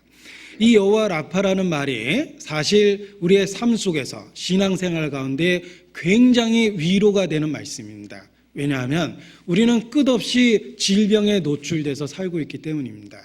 인생이 무엇입니까? 일평생을 어두운 데서 먹으며 번뇌와 병과 분노가 저희에게 임하느니라 라고 표현되어 있습니다. 인생은 어두운 데서 먹는 것과 같은 상황입니다. 먹는 것은 본능적 즐거움에 틀림없는데 문제는 어두운 데서 먹는 것과 같은 불안감도 있고 답답함도 있습니다. 그리고 번뇌와 병과 분노가 있습니다. 우리의 삶의 무게입니다. 그 중간에 있는 게 병이죠. 우리는 여러 가지 질병에 노출되어 있습니다. 따라서 육체를 갖고 있는 모든 사람은 치료하는 하나님이라는 말씀 속에서 위로를 얻을 수밖에 없습니다. 어느 누구도 질병으로부터의 자유를 누리지 못합니다. 우리는 여러 질병에 노출되어 있습니다. 따라서 여호와 라파는 그때 우리에게 경험케 되는 말씀일 수밖에 없습니다. 하나님은 우리를 치료하는 하나님이십니다. 우리는 살아있는 한 병을 경험할 수밖에 없고 그때마다 여호와 라파를 기억하고 부르짖어야 됩니다. 하나님은 해답을 갖고 계십니다. 자, 하나님이 우리에게 질병을 줄 때 질병을 주는 이유가 있습니다. 원래 질병은 죄의 결과로 주어진 것입니다. 그렇죠. 아담이 범죄한 이후 이 세상에 죽음이 들어왔고 그 죽음의 전조가 질병입니다. 여러 질병이 우리를 찾아왔습니다. 이 질병의 각종 증상들은 죄의 파괴적인 결과를 보여줍니다. 우리는 그 병으로 인해서 사랑하는 자녀의 죽어가는 모습을 볼 때도 있습니다. 죄가 얼마나 인간관계를 깨트리는지 보는 겁니다. 그 죄의 여러 가지 혐오스러운 증상이 바로 죄의 추악함과 심각함을 우리에게 논증해주고 있는 것입니다. 우리는 질병을 경험하면서 하나님을 떠난 결과가 얼마나 비참하고 파괴적인지 알게 됩니다. 그리고 그 질병을 경험하면서 우리는 우리에게 주어진 죽음이라는 절대적인 운명을 생각하게 됩니다. 질병을 경험하면서 우리는 죽음을 현실로 받아들일 수밖에 없습니다. 우리가 아무런 질병을 경험하지 못한다면 죽음은 다른 사람의 이야기예요. 이론적으로 받아들여도 내 것이 안 됩니다. 그러나 질병에 노출되면서 삶의 의욕을 잃어버리고 죽음을 현실로 받아들이게 되는 겁니다. 그래서 질병은 하나님이 정해놓은 인생의 법칙을 우리가 깨달을 수 있도록 만들어줍니다. 죄의 결과를 느끼게 해주고 생로병사라는 하나님이 겪게 하신 인생의 운명을 받아들이게도 만들어줍니다. 그리고 아프면은 자세가 이렇게 누워있죠. 침상에. 그 침상에 누워있는 자세가 딱 죽음의 자세입니다. 죽으면 그 자세로 눕잖아요. 그래서 아파서 누워보면 꼭 죽음을 연습하는 것 같은 생각이 들어서 죽음을 생각하지 않을 수가 없습니다. 게다가 살아있을 때는 이렇게 직립보행을 하기 때문에 하늘을 볼 수 있는 시각이 상당히 제한되어 있습니다. 그러나 아파서 누워보면 우리의 시각이 온통 하늘만 향해 있죠. 예, 우리의 마음이 그렇게 됩니다. 우리의 질병은 우리의 마음을 하나님께로 향하게 해줍니다. 그 아파서 누워있는 자세가 그러한 것처럼. 그리고 또 질병의 병상에 누워있을 때 우리 삶에 무엇이 중요한지 우리는 정말 깨닫게 됩니다. 우리는 잘못된 목표를 갖고 열중해서 살 때가 있습니다. 아파서 누워보면 그것이 내 인생의 진정한 목표가 아니었다는 거 확실히 깨닫습니다. 그래서 하나님은 병상의 고통을 우리에게 허락하십니다. 왜냐하면 많은 유익을 주기 때문에 그렇습니다. 죄의 비참함을 깨닫게 되고 인생에게 주어진 죽음이라는 절대적 운명을 생각하게 되고 자기의 연약함을 절실하게 깨닫게 되며 인생의 우선순위가 바뀌고 중요한 것이 무엇인지 새롭게 인식하게 됩니다. 따라서 병상을 통해서 인생이 재정리되며 목표가 재설정되는 겁니다. 그 유익이 있기 때문에 그리스도인들에게도 때로 질병을 줍니다. 질병, 우리의 육체적인 고통은 우리의 삶을 돌아볼 수 있도록 만들어줍니다. 그래서 혹 타협된 생활, 그리스도인으로서 진행적인 죄가 있다면 그것을 분명하게 깨닫게 만들어줍니다.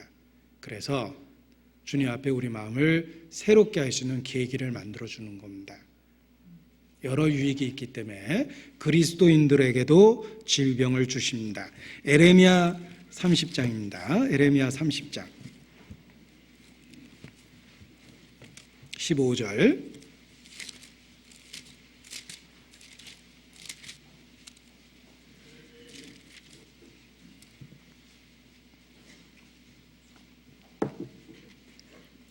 같이 읽죠.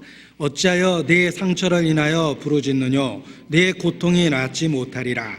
내 죄악의 큰과 죄의 수다함을 인하여 내가 내게 이 일을 행하였느니라. 통증으로 부르짖을 때 우리 죄에 대한 깨달음이 생긴다는 겁니다. 자기 삶이 뭔가가 잘못되어 있다면 병상의 자리가 그것을 확실하게 깨닫게 해줍니다. 에레미야 14장 19절입니다. 14장 19절.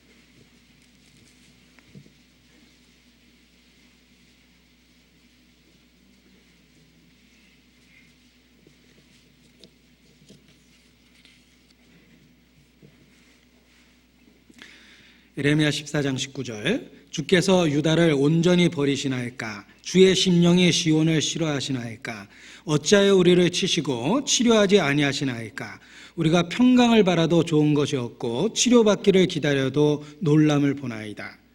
자, 이 병상에 계속되는 고통 속에서 20절을 깨닫게 된 겁니다. 20절 같이 읽죠. 여호와여 우리가 우리의 악과 우리 조상의 죄악을 인정하나이다. 우리가 주께 범죄하였나이다. 바로 병상의 고통 속에서 자기 성찰이 이루어지고 하나님 앞에 무엇이 잘못됐는지, 타협된 것이 무엇인지, 반복적이며 진행적인 죄가 무엇인지 깨닫게 돼서 인생을 재조정할 수 있게 되는 것입니다. 그래서 아픈 만큼 성숙해진다라는 것처럼 때로 병상의 자리가 우리의 삶을 새롭게 출발할 수 있도록 만들어줍니다. 우리는 어차피 살아있는 한 병상을 경험할 수밖에 없습니다. 여러 유익이 있기 때문에 틀림없이 크고 작든 질병을 경험하게 됩니다.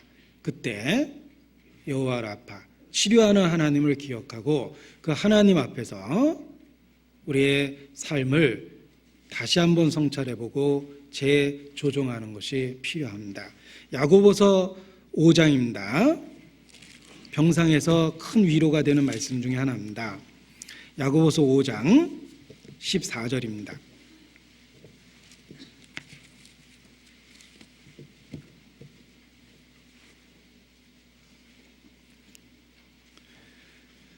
야고보서 5장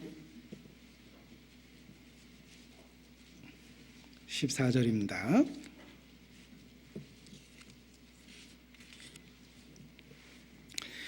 너희 중에 병든 자가 있느냐?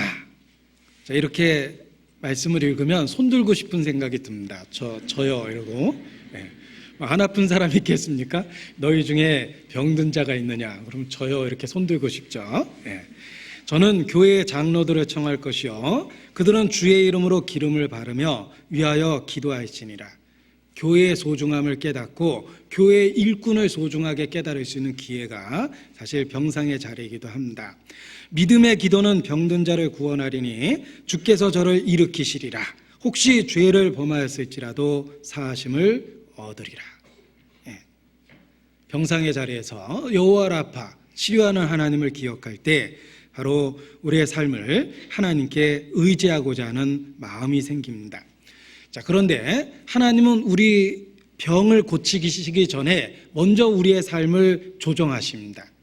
자, 우리의 마음이 잘못된 상태에서 건강을 갖게 되면 그 건강이 오히려 하나님을 떠나거나 죄를 짓는 도구가 될 때가 있습니다. 그렇겠죠. 따라서 우리의 건강을 회복시키기 전에 하나님은 우리의 인생을 먼저 조정시킵니다.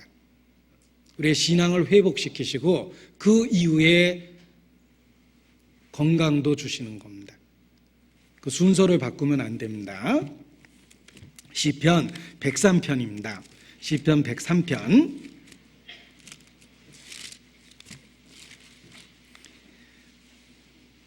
2절 3절입니다.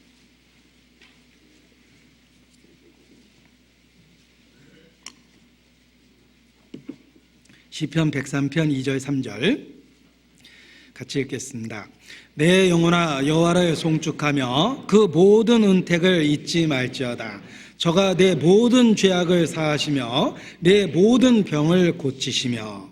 자, 순서가 중요합니다. 하나님은 병 고치는 걸 먼저 하지 않으셨죠? 예, 죄악을 사하시고 병을 고치십니다. 그래서 예수께서도 중풍병자를 고치실 때 내 죄 사함을 받았느니라 라고 말씀하시고 그 다음에 침상을 들고 일어나라 이렇게 하셨습니다. 일단 하나님하고의 관계가 올바로 돼야지만 건강도 올바로 쓸 수가 있기 때문에 하나님과의 관계 회복이 필요한 겁니다.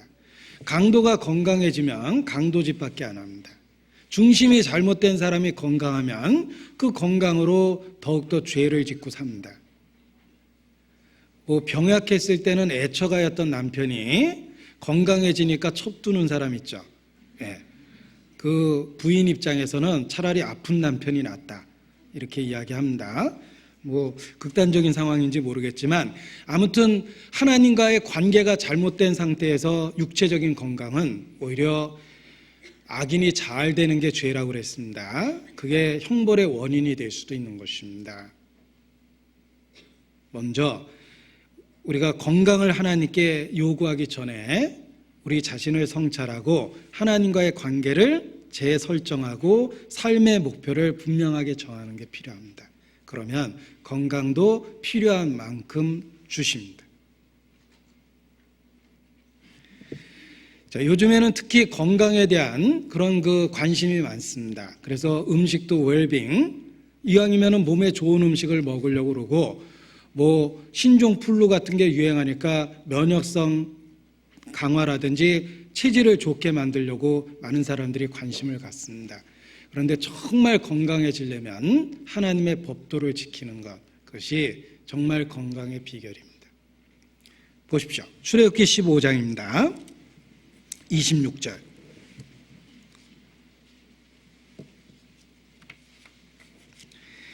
가라스되 너희가 너희 하나님 나 여호와의 말을 청종하고 나의 보기에 의를 행하며 내 계명에 귀를 기울이며 내 모든 규례를 지키면 내가 애굽 사람에게 내린 모든 질병의 하나도 너희에게 내리지 아니하리니 나는 너희를 치료하는 여호와임이니라 라고 말씀하셨습니다. 진정한 건강법이 여기 나오죠. 하나님 말씀에 대한 순종이 바로 건강의 최고의 비결입니다. 우리가 하나님 말씀에 순종하며 살면 하나님이 우리의 건강을 지킬 이유가 있는 것입니다. 그래서 요즘에 건강에 대한 관심이 특히 많은데 여기 있는 말씀처럼 우리가 하나님 보기에 의를 행하면 우리의 삶의 목적을 올바로 갖고 살면 하나님이 틀림없이 주실 만큼의 건강을 주십니다. 물질하고 똑같아요. 우리가 주님 안에서 살면 물질도 타락할 만큼 주시진 않죠? 네. 딱 살 수 있을 만큼 허락하십니다. 마찬가지로 우리가 주님 안에서 살면 우리가 주님 안에서 살 수 있을 만큼의 건강을 주십니다. 혹시 하나님이 그것을 제한하셨다면 더 큰 유익을 위해서 제한한 거다라고 생각을 합니다. 그래서 하나님이 어느 정도 주시든 섭리 속에서 받아들일 수가 있다는 거예요. 자, 그런데 이 사건을 묵상하면서 정말 하나님의 섭리에 대한 많은 깨달음을 갖게 되었습니다. 자, 이스라엘이 걸어가는 코스를 지상에서 봤을 때하고 천상에서 봤을 때하고 상황이 다릅니다. 지상에서 한번 보죠. 광야를 걸었어요. 예. 그냥 참을만 했습니다. 둘째 날 또 광야를 걸었어요. 계속 광야만 보입니다. 셋째 날 역시 또 광야를 걸었습니다. 이제 정말 문제가 됐어요. 이게 하루 이틀도 아니고 벌써 3일째잖아. 불평할 만하죠. 그런데 마라에 도착했습니다. 처음에는 너무 기뻤습니다. 물이 있었거든요. 근데 가서 딱 먹고 분노로 바뀌었어요. 먹을 수 없는 쓴물이었습니다. 그런데 이것은 지상에서 봤을 때 그러합니다. 이제 관점을 천상으로 옮겨보죠. 하나님 입장에서 한번 보죠. 하나님은 처음부터 코스를 잡을 때 여기 엘림이라는 완전한 오아시스를 받고, 엘림이 바로 어디 있었냐면 마라 옆에 있었죠. 그리고 엘림에 도착하기 위해서는 마라를 거쳐야 됐고 3일 길을 걸어야 됐습니다. 따라서 하나님이 인도하실 때에는 천상에서 봤기 때문에 엘림을 목표로 해서 그쪽으로 인도하신 거예요. 우리의 시각이 하나님의 관점으로 바뀌면 하루 이틀 3일 걸을 때 원망이 없어집니다. 엘림에 가려고 이쪽으로 가는 거구나 라고 확실하게 깨달을 수밖에 없어요. 그런데 이스라엘은 지상적인 관점에서 봤기 때문에 이해할 수가 없었던 겁니다. 믿음은 우리의 관점을 하나님과 같은 관점에서 보게 합니다. 우리 인생이 그렇습니다. 내가 육체를 갖고 살아가는 이 땅에서의 삶을 하나님의 관점에서, 영원한 관점에서 내려다보면 내가 첫째 날, 둘째 날 광야에 있는 게 이해가 갑니다. 엘림에 가려고 그쪽으로 데려온 거예요. 왜 마라라는 극단적인 시험의 상태에 빠졌는지도 이해가 갑니다. 마라는 엘림 바로 옆에 있었거든요. 믿음은 우리의 관점을 천상적으로 바꿔놓은 겁니다. 영원한 세계라는 관점에서 내 인생을 내려다보면 우리가 겪고 있는 어려움이나 고통과 슬픔이 틀림없이 엘림을 향한 겁니다. 더욱 놀라운 건 가나안을 향한 일보라는 거예요. 구원받기 전에 소망 없이도 그럭저럭 이 땅에서 살았습니다. 그때도 인생 힘들었죠? 그러나 그래도 살았어요. 이제 구원받은 이후에 우리는 목적지가 생겼고, 천성이라는 목적지가 생겼고, 더욱 놀라운 건 하나님이 함께 하십니다. 고아가 아닙니다. 고아로도 그렇게 그럭저럭 살았어요. 그런데 구원받고 고아가 아닙니다. 하나님 함께 하십니다. 그런 가운데서 살아가는 삶은 더욱더 살만합니다. 이제 우리 한 걸음 한 걸음은 엘림을 향한 것이며 나아가 가나안을 향한 겁니다. 내가 걷고 있는 이 광야가 광야로 끝나지 않는다라는 확신이 광야 삶에서도 찬송을 부르게 하는 겁니다. 믿음은 관점을 바꿔줍니다. 그리고 마라에 도착했을 때도 한번 보세요. 물을 먹었을 때 썼죠. 그러나 사실 바로 해결책이 옆에 있었어요. 그 나무는 멀리서 캐온 나무가 아닙니다. 마라에 있는 나무였죠. 하나님이 지시하시고 물에 넣었을 때 물이 달아진 거예요. 나무는 거기에 있었어요. 하나님은 처음부터 쓴물을 해결할 방법을 갖고 계셨던 겁니다. 그런데 불신이 그걸 못 알아본 거예요. 믿음을 갖고 부르짖으면 마라라는 쓴 물만 발견하는 게 아니라 바로 옆에 해결책인 나무가 심겨져 있구나라는 것도 발견하는 겁니다. 우리의 믿음은 하나님의 해결책을 발견하게 해줍니다. 하갈이 쫓겨나서 목말라 죽게 되었다고 울부짖었을 때 하나님이 눈을 열어주시니까 샘물이 바로 옆에 있었어요. 샘물 옆에서 죽겠다고 대성통곡한 겁니다. 하나님이 눈을 열어주시니까 사실 하나님은 해결책을 옆에 이미 두고 있었습니다.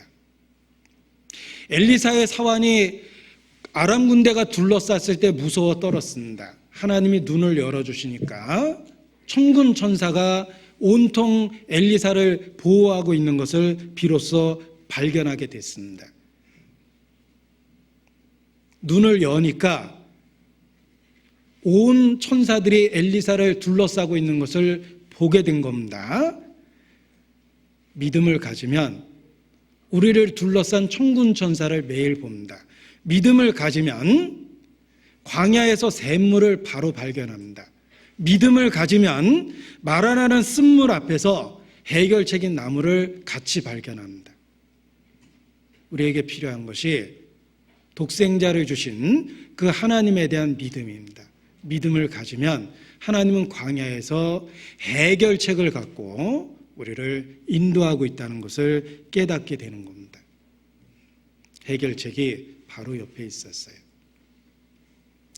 그리고 믿음을 갖고 위에서 내려다보면 하나님이 세밀하게 설계해서 인도했다라는 것을 깨닫게 됩니다. 그 코스 자체가 아주 정교하게 설계된 거예요. 하나님이 출애굽했을 때 블레셋 길로 데려가지 않으셨습니다. 전쟁을 보고 후회할까 봐. 그래서 광야로 데리고 나왔는데 홍해 바다가 가로막혀 있었죠. 하나님은 가르려고 처음부터 계획하셨어요. 그런데 그러니까 지상적인 이스라엘 입장에서 보면 뭐 이런 길로 데려왔냐라고 생각할 수밖에 없었죠. 그러나 천상에 있는 하나님은 홍해 바다를 가를 거로 계획을 했습니다. 이스라엘이 3일 광야를 걷고 마라의 쓴물에 도착했을 때 코스를 잘못 잡았다고 생각을 했을 겁니다. 그러나 천상에서 내려다본 하나님은 정확하게 인도한 겁니다. 하나님은 실수하지 않습니다. 우리를 아들의 피로 구원했다면 절대로 우리의 삶을 소홀히 대하지 않습니다. 우리가 어떤 상황 속에 있는지 잘 아십니다. 내가 앉았는지 일어섰는지 우리의 머리카락까지 세심화 되었습니다. 그 하나님의 손안에 있기 때문에 믿음으로 부르짖으면 고난에 대한 답을 찾습니다. 보십시오. 그들은 엘림에 도착했습니다. 제가 살던 아파트 앞에 있는 슈퍼가 엘림 슈퍼였던 경우가 있는데 정말 좋은 이름이라고 늘 생각을 했습니다. 엘림은 사막에서 보기 드문 오아시스입니다. 12샘물이 있었고요. 샘물 하나만 있어도 그건 기가 막힌 건데 12샘이 있었고 70주의 종려나무가 있었습니다. 그게 엘림입니다. 기적과 같은 오아시스로 이스라엘을 이끄셨던 겁니다. 여러분, 그런데 12, 70이라는 말이 재밌지 않습니까? 마치 이스라엘의 12지파와 70명의 장로들을 생각하게 합니다. 이스라엘 민족을 상징하는 숫자예요. 한마디로 엘림은 광야를 통과하는 이스라엘을 위해서 하나님이 오래전부터 준비하셨습니다. 하나님이 거기서 샘물 12를 나게 할 때부터 이스라엘 광야 통과를 생각하셨습니다. 하나님이 70주의 종려나무를 자라게 할 그때부터 하나님은 광야를 통과할 이스라엘을 생각하셨습니다. 그리고 마침내 그때 이스라엘이 그곳에 도착하게 된 거예요. 하나님이 얼마나 오래전부터 준비했다라는 것을 깨달을 수 있습니다. 우리가 걸어가는 삶의 길이 그렇습니다. 절대 대충 우리를 이끄시는 게 아닙니다. 우리 개인에 대한 하나님의 놀라운 설계된 계획이 있습니다. 내가 어떤 일을 당하면 하나님이 모르는 상태에서 그런 일이 생기는 게 아닙니다. 머리털까지 세신 하나님이 우리 인생 하나하나를 주목하시고 정교하게 우리가 달려갈 코스를 계산해 냈습니다. 그리고 지금도 시행착오 없이 그 길로 인도하고 계십니다. 문제는 우리의 태도입니다. 원망으로 그 길을 걷겠습니까? 아니면 믿음을 갖고 부르짖음으로 하나님과의 친밀한 교통으로 그 길을 걷겠습니까? 이것이 우리의 올바른 선택을 만들어내는 것입니다. 역사는 교훈입니다.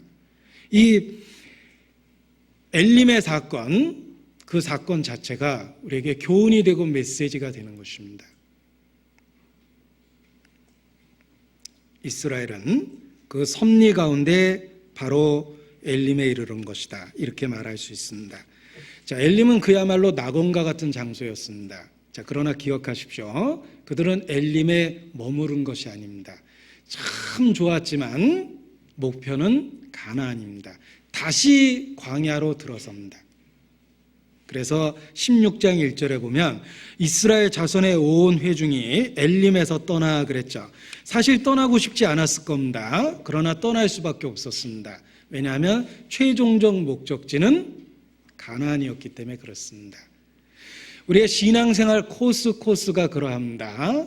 우리의 신앙생활의 코스가 광야를 3일 걸어야 될 때도 있고 마라라는 쓴물에 도착했을 때도 있습니다. 그리고 엘림에 도착할 때도 있습니다. 그런데 주의할 것은 엘림에 정착하려고 하면 안 돼요. 이 땅에서 아무리 환경이 좋아져도 우리는 정착할 곳이 아닙니다. 다시 보따리를 싸고 광야로 들어서야 돼요. 가나안에 도착할 때까지, 천성에 도착할 때까지 우리의 신앙생활 속에서 3일 광야는 또 나타납니다. 마라는 또다시 나타날 겁니다. 그리고 엘림도 또 주어질 겁니다. 그러나 중요한 것은 계속 가야 되는 거예요. 천성에 이를 때까지 계속 가야만 합니다. 우리의 신앙생활에 찬송을 부를 때든 울부짖을 때든 주님은 그 모든 일을 병행하십니다. 그러나 중요한 건 그때도 계속해서 걸어갈 때입니다. 때로는 눈물을 흘리고 부르짖으면서 걸어야 될 때도 있고 엘림에서 평안하게 찬송할 때도 있을 겁니다. 그러나 중요한 것은 또다시 광야로 들어서야 된다는 거예요. 우리의 목적지가 천성이기 때문에 그렇습니다. 적당한 상태에서 안주하면 엘림에서 정착하려는 것과 같은 잘못된 행동입니다. 광야로 또다시 들어서야 됩니다. 그리고 이스라엘을 인도하신 그 손길 속에서 깨달아야 될 것이 있습니다. 엘림에 도착했을 때만 하나님이 은혜를 주신 것이 아닙니다. 광야 3일 길도 하나님의 은혜 속에서 인도하신 겁니다. 마라에 쓴 물도 하나님의 은혜로 주신 겁니다. 은혜는 꼭 엘림과 같이 달콤하고 평안한 모습으로만 주어지지 않는다라는 거예요. 부모의 사랑이 그렇습니다. 아이에게 좋은 음식을 사줄 때에도 사랑하지만 쓴 약을 먹일 때에도 여전히 부모는 아이를 사랑합니다. 아이를 품에 안고 사랑을 고백할 때도 사랑하지만 매섭게 채찍을 들었을 때도 부모는 여전히 아이를 사랑합니다. 하나님의 사랑은 여전합니다. 그는 일양 미쁘십니다. 따라서 내가 현재 광야를 걷든 마라에 도착했든 엘림에 누워있든 하나님의 사랑은 변함없다는 걸 기억하셔야지 됩니다. 그것이 어떤 상황에서든지 믿음을 가질 수 있는 비결입니다.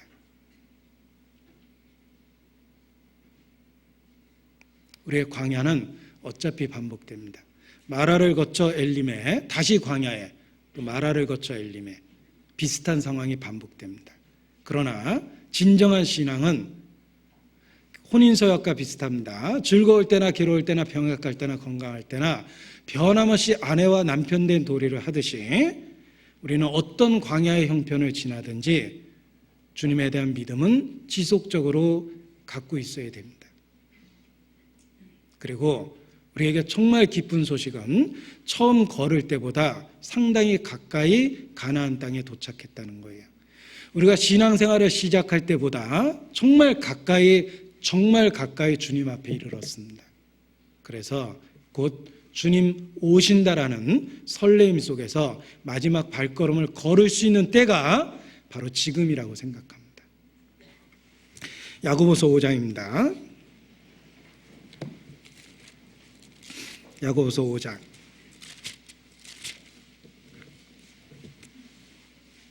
7절 8절입니다.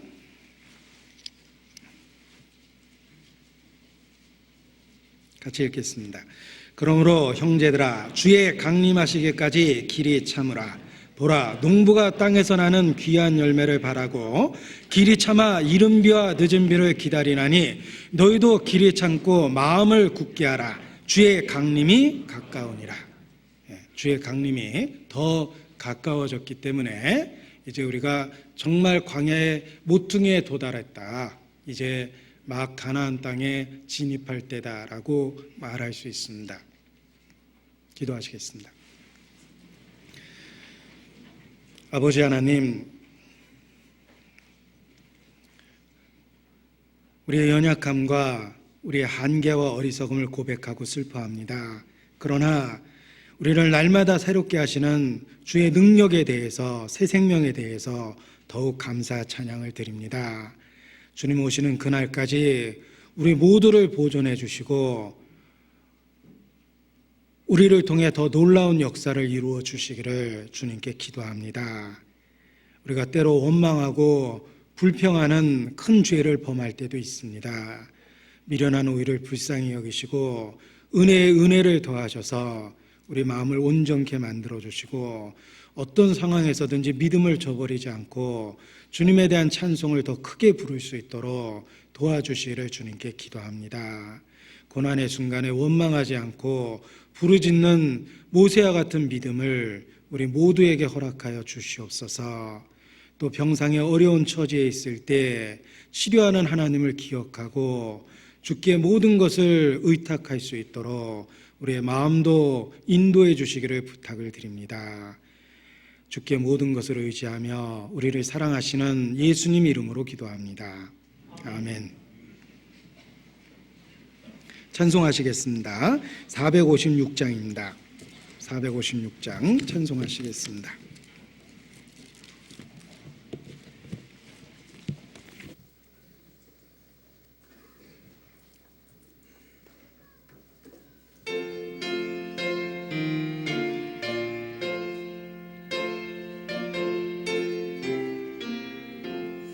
주와 같이 길 가는 것 즐거운 일 아닌가.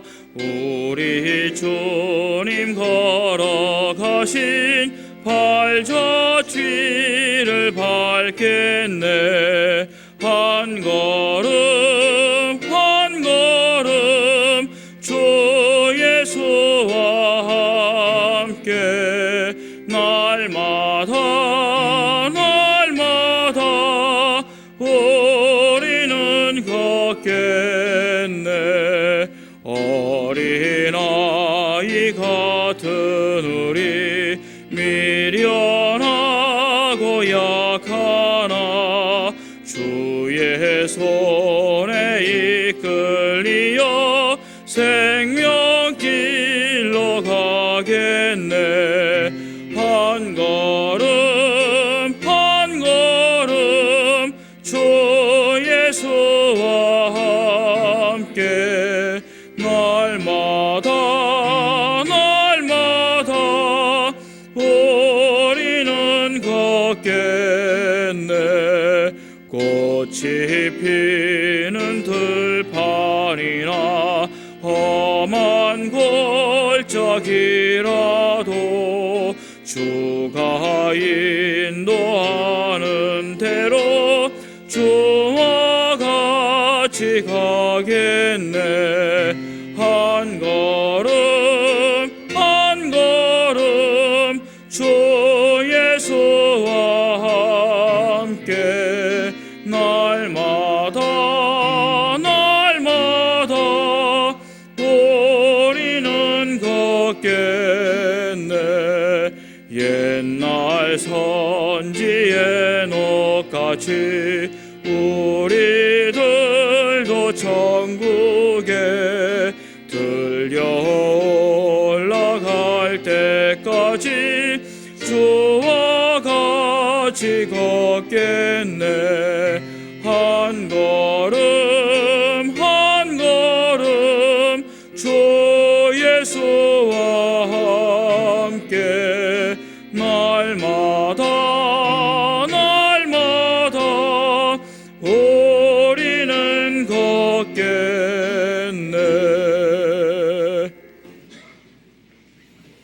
광고 말씀 없습니다. 마치겠습니다. 안녕히 돌아가시 바랍니다.